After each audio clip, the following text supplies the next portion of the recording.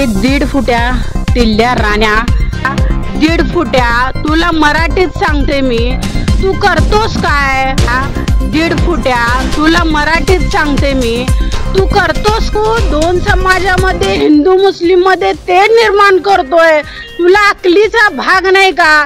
अरे तू म्हणतो स्वतःला मी हिंदूचा गब्बर आहे, तू गब्बर नाही. 1.5 फुट्या शाळेला जातात ना लेकरं, त्यांचा तू खोड रब्बर आहे.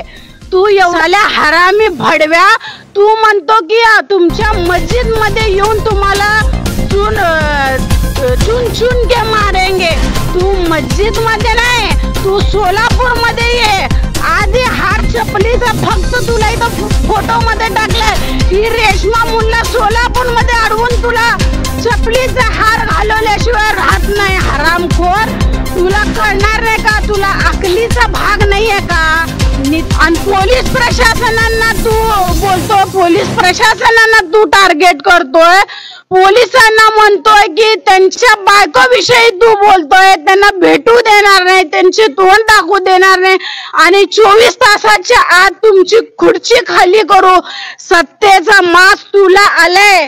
फक्त ही सत्ता 5 वर्षाची असणार आहे. तुला सांगते नित्या, तुला ओपन चॅलेंज देते. तू सोलापूर मध्ये कधी आला ना, तुला ह्या चपलीचा हार घालून तुझी पूजा केल्याशिवाय राहणार नाही. ही रेशमा मुल्ला चॅलेंज करते आणि तू मस्जिदीपर्यंत येतो.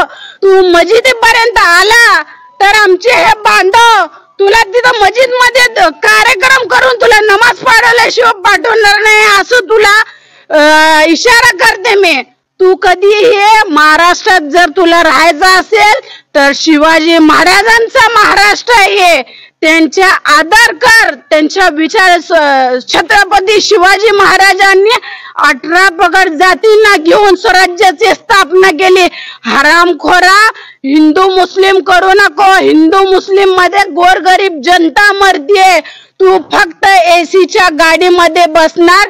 मी पोलीस प्रशासनांना पण अपील करते, विनंती करते, असल्या भडव्याला ह्याची जागा दाखवा आणि संविधानच्या दायऱ्यामध्ये राहून आम्ही गप्प बसलोय. मुस्लिम समाज हा कोणाच्या बापाला घाबरत नाही. फक्त आणि फक्त बाबासाहेबांच्या संविधानाला आम्ही मानतो आणि आमच्या पैगंबरांच्या विचाराला मानतो म्हणून तू टिकलाय. नाहीतर आम्ही तुला जशाच्या तशा उत्तर देऊ असा इशारा देते. यानंतर तू जर तोंड उघडला राण्या, 1.5 फुट्या हरामखोरा, तुला तुझी लायकी दाखवल्याशिवाय राहणार नाही.